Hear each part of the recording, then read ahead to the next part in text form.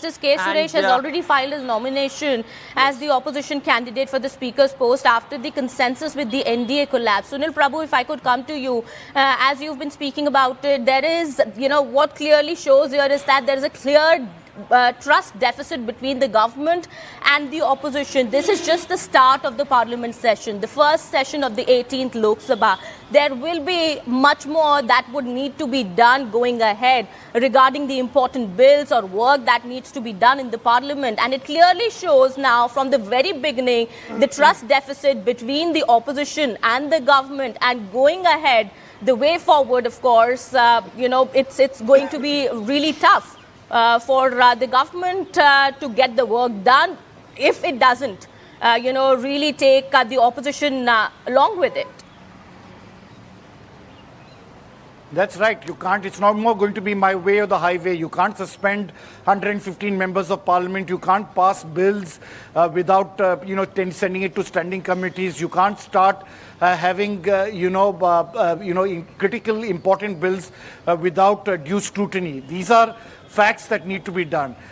Take the, as Mr. Karge pointed out, look at the Indian Evidence Act, look at the Indian Justice System, look at the Citizenship Act. These are bills which needed to go through a parliamentary committee, needed to have a full-fledged discussion, threadbare, speak to all stakeholders. Did that take place? These are issues, and now we are ready for it to be ruled out on the 1st of July. Will it happen? It's most likely to be postponed.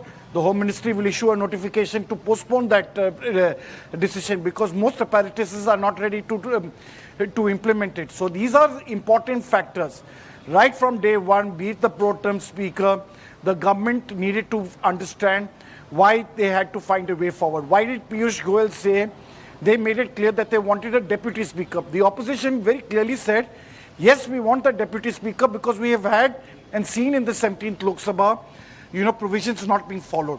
And that's the reason why there are extremely a lack of trust between the government, because what happened so far, I have not yet been able to understand why, as per the Constitution, Article 95 says there shall be a speaker and a deputy speaker.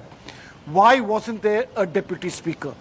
In fact, that's the critical question. That's the most important question which we need to ask the government. Why it didn't take place? What was the reasons for why they didn't do it? Why wasn't parliamentary convention done? The opposition not wanting to take anything to chance and making it clear that they would like to have the deputy speaker cleared right from day one. Otherwise, it would become an unhealthy practice and they can't take the government for granted.